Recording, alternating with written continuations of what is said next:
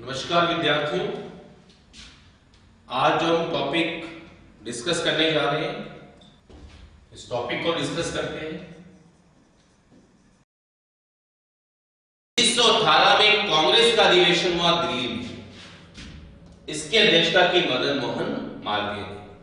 तो इसी समय दिल्ली के चांदनी चौक के मारवाड़ी पुस्तकालय में विजय सिंह पथिक, जमनालाल बजाज, चांदकर, शारदा, गणेश शंकर विद्यार्थी, स्वामी नरसिंह देव, इन सब लोगों ने मिलकर स्थापना की राजपुताना मध्य भारत सभा की। तो इसकी स्थापना हुई। इसका जो मुख्यालय था, इसका मुख्यालय क्या रखा गया? कानपुर। और मैंने आपको बिजोलिया आंदोलन में भी बताया था कि कानपुर से ही गणेश शंकर विद्यार्थी ये चलाते थे, प्रकाशित करते थे कौन सा समाचार पत्र? प्रताप। ठीक है। 1919 में कांग्रेस का अधिवेशन हुआ अमृतसर, और इसी समय अमृतसर में ही दूसरा अधिवेशन हुआ राजपुताना मध्य भारत सभा का। तो राजपुताना मध्य भारत सभा का दूसरा अधिवेशन अमृतसर में हुआ। मार्च 1920 में राजपुताना मध्य भारत सभा का तीसरा अधिवेशन हुआ अजमेर में। इसमें अध्यक्षता की जमनालाल बजाज। दिसंबर 1920 में चौथा अधिवेशन यह हुआ नागपुर में। तो ये मैंने आपको बिजोलिया किसान आंदोलन में भी बताया था कि जो नागपुर का अधिवेशन हुआ, उसमें बिजोलिया किसान आंदोलन से संबंधित झांकी या प्रदर्शनी भी प्रदर्शित की गई।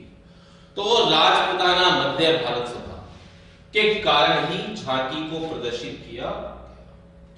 तो ये राजस्थान में गठित पहला एक वृहद या एक ऐसा राजनीतिक संगठन था जिसका प्रभाव राजस्थान से बाहर भी था। अखिल भारतीय राजस्थान का पहला राजनीतिक संगठन ये था राजपुताना मध्य भारत सभा।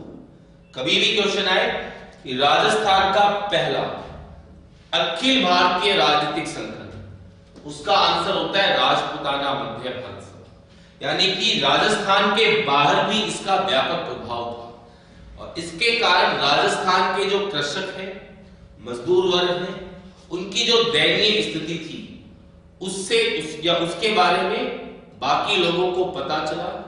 कांग्रेस ने भी इन कृषकों की, किसानों की, मजदूरों की समस्याओं को उठाया। तो ये पहला अखिल भारतीय राजनीतिक संगठन है राजस्थान का। क्लियर ये पॉइंट? दूसरा चलते हैं।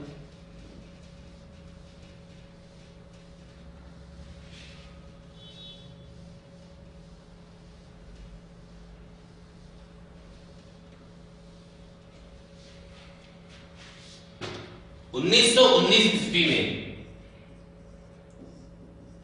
वर्धा है महाराष्ट्र में, तो वर्धा में स्थापना हुई है राजस्थान सेवा संघ। अब राजस्थान सेवा संघ, इसका काम क्या था?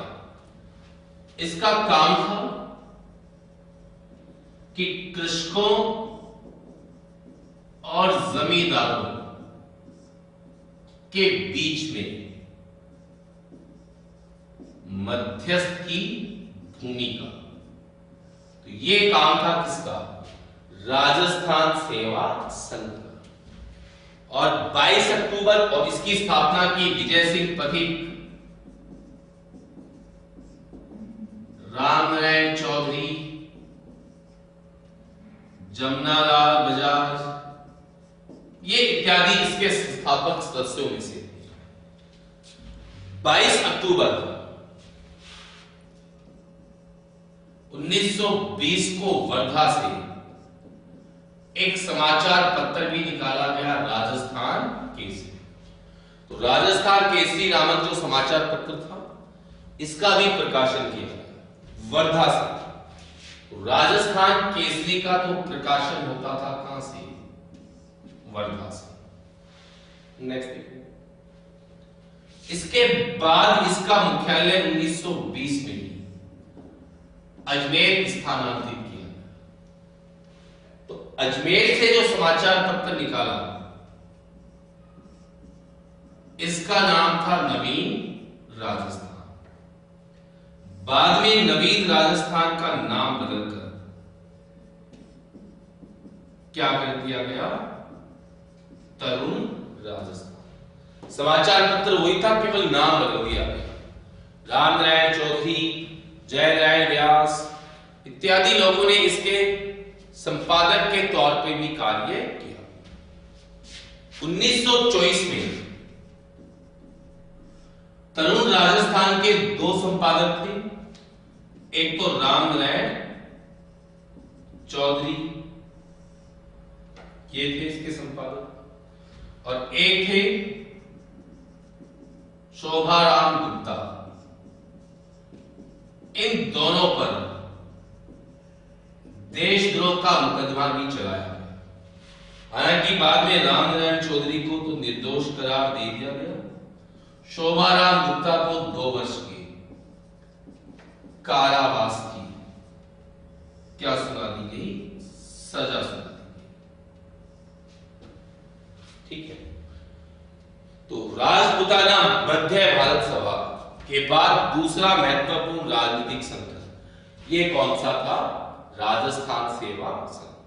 स्थापना 1919 के अंदर वर्धा में। इसका काम था किसानों और जमींदारों के बीच में मध्यस्थ की भूमिका। इसके संस्थापक सदस्य थे विजय सिंह पथिक, रामनारायण चौधरी, जमुनालाल बजाज इत्यादि।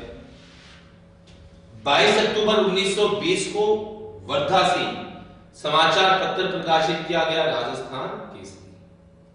बाद में इसका मुख्यालय अजमेर स्थानांतरित किया गया, और अजमेर से जो समाचार पत्र निकाला गया उसका नाम था नवीन राजस्थान। बाद में इसका नाम बदल के लिख दिया गया तरुण राजस्थान। 1924 में तरुण राजस्थान के 2 संपादक थे, रामनारायण चौधरी और शोभाराम गुप्ता। इन पे देशद्रोह का केस भी चला। चौधरी को निर्दोष करार दिया गया और शोभाराम गुप्ता जो थे इन्हें 2 वर्ष के कारावास की सजा सुनाई गई। तो ये स्टार्टिंग के 2 प्रमुख राजनीतिक संगठन माने गए हैं राजस्थान के। इसके बाद में जो स्थापित हुए हैं उन संगठनों को हम सामान्यतः मान लेते हैं प्रजामंडल आंदोलन। जो प्रमुख राजनीतिक संगठन हैं उनको हमने नाम दे दिया है प्रजामंडल आंदोलन। अब प्रजामंडल आंदोलन होते क्या है, बेसिकली इसके बारे में पढ़ते हैं कि वास्तव में है क्या। तो रियासत में कोई भी शासक हो उसको सहायता देने के लिए कोई ना कोई मंत्री परिषद होती थी।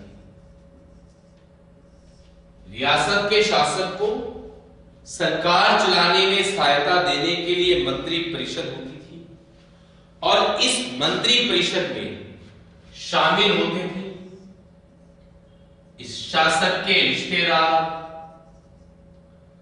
या IAS अधिकारी, ये सब लोग। लेकिन ये सारे उत्तरदायी होते थे किसके प्रति? शासक के प्रति। तो रियासतों में इस प्रकार की राजनीतिक गतिविधियां हुई ताकि प्रजा के प्रति उत्तरदायी सरकार की स्थापना हो सके। तो ऐसी राजनीतिक गतिविधियों को बोला गया है प्रजामंडल आंदोलन। अब मैं इसको वापस से आपको इसका अर्थ बता देता हूं कि है क्या। बेसिकली राजस्थान की रियासतें जो थी, इन रियासतों में राजा को सहायता देने के लिए कोई ना कोई मंत्री परिषद होती थी। ठीक है, जैसे कि मेवाड़ की मंत्री परिषद का नाम पूछा जाए तो उसे बोलते थे महेंद्रराज सभा। ठीक है, तो ऐसे कोई ना कोई मंत्री परिषद होती थी, और इस मंत्री परिषद में या तो शासक के रिश्तेदार होते थे, IAS अधिकारी होते थे, योग्य अधिकारी। लेकिन ये सारे के सारे उत्तरदायी किसके प्रति? शासक के प्रति। तो रियासतों में इस प्रकार की राजनीतिक गतिविधियां हुई ताकि प्रजा के प्रति उत्तरदायी सरकार की स्थापना की जा सके। और ऐसी राजनीतिक गतिविधियों को दोस्तों बोला गया है प्रजामंडल आंदोलन। ठीक है, नेक्स्ट देखिए। अब सबसे पहले आता है जयपुर प्रजा मंडल।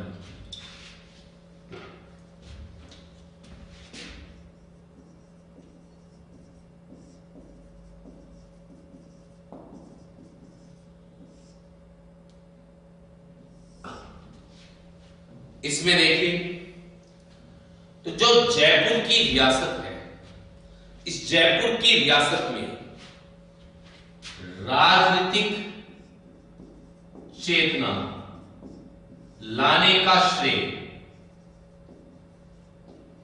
ये दिया गया है अर्जुन लाल सेठी को। अर्जुन लाल सेठी जो है, इन्हें जयपुर में राजनीतिक चेतना लाने का क्या है श्रेय। 1931 में कपूर चंद पाटनी,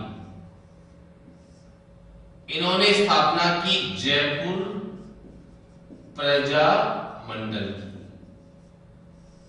तो कपूर चंद पाटनी और इन्हीं के साथ है जमनालाल बजाज।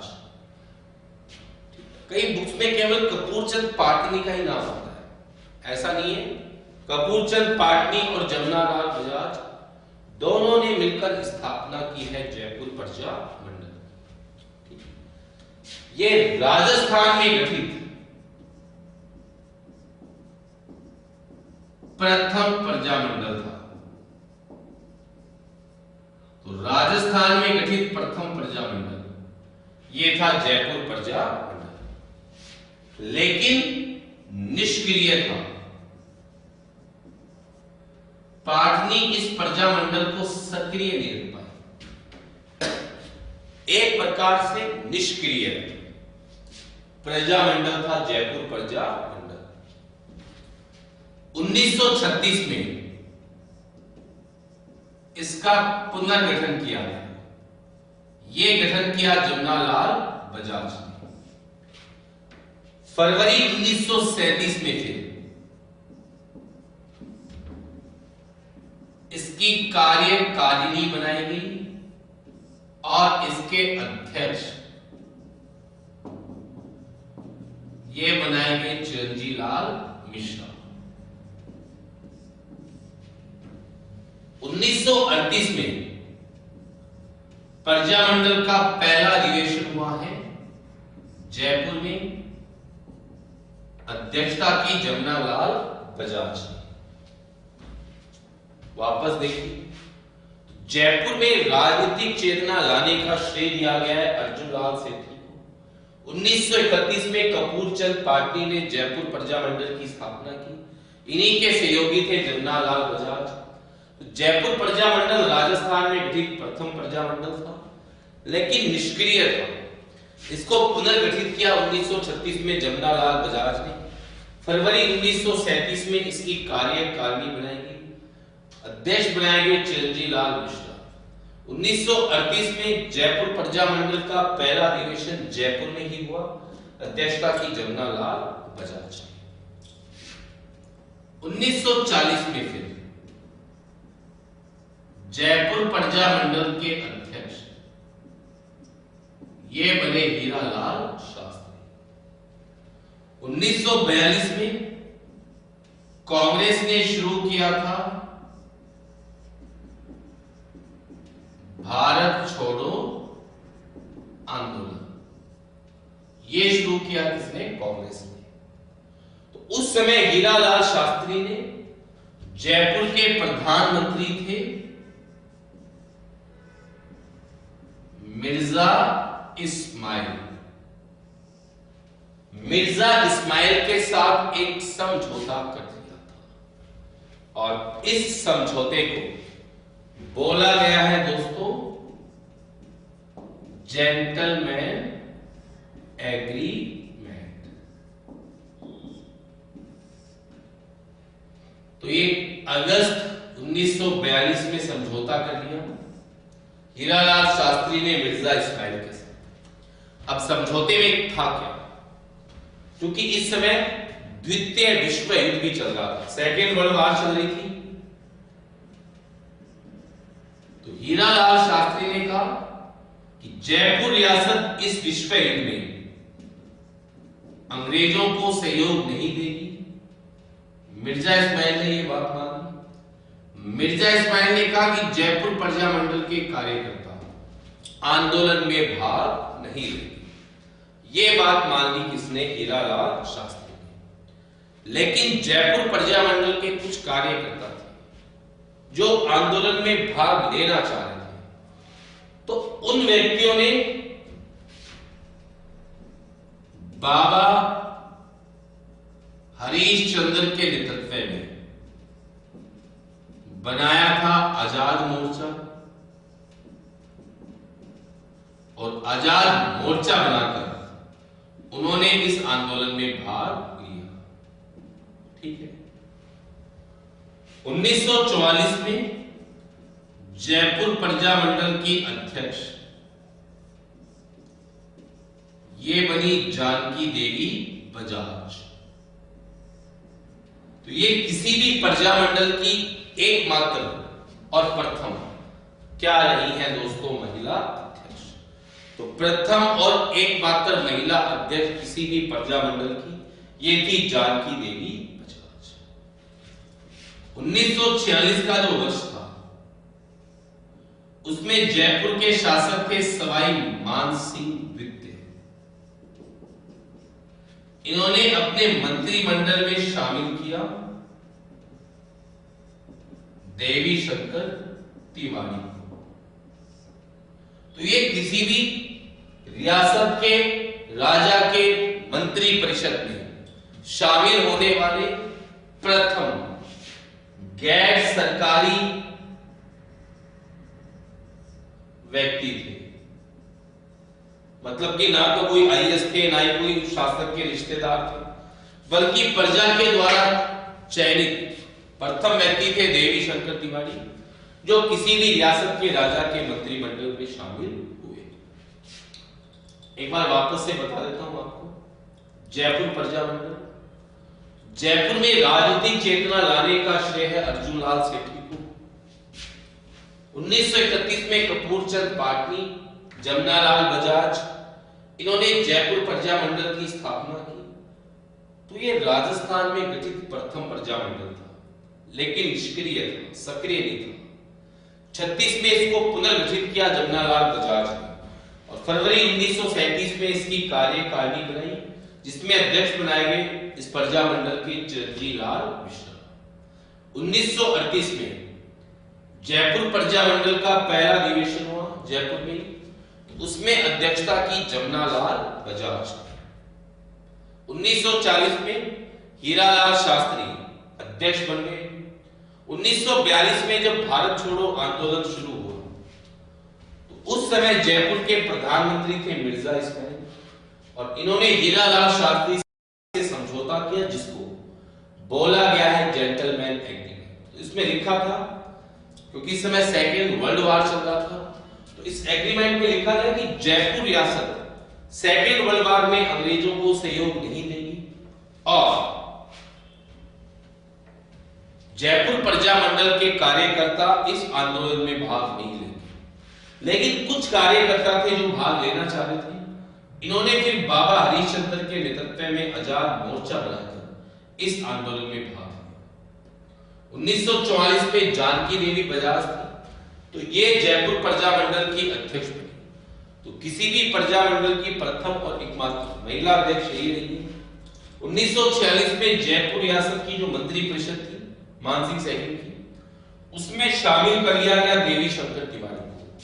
तो ये जयपुर राजस्थान का पहला ऐसा रियासत थी जिसके मंत्री परिषद में किसी गैर सरकारी और गैर राजकीय व्यक्ति को शामिल किया गया। यानी ना तो वो उस शासक के कोई रिश्तेदार थे, ना ही कोई IAS अधिकारी या ब्रिटिश अधिकारी, बल्कि जनता के द्वारा चुना हुआ पहला प्रतिनिधि था देवी शंकर तिवारी, जिसे किसी भी रियासत के शासक ने अपने मंत्रिमंडल में शामिल किया।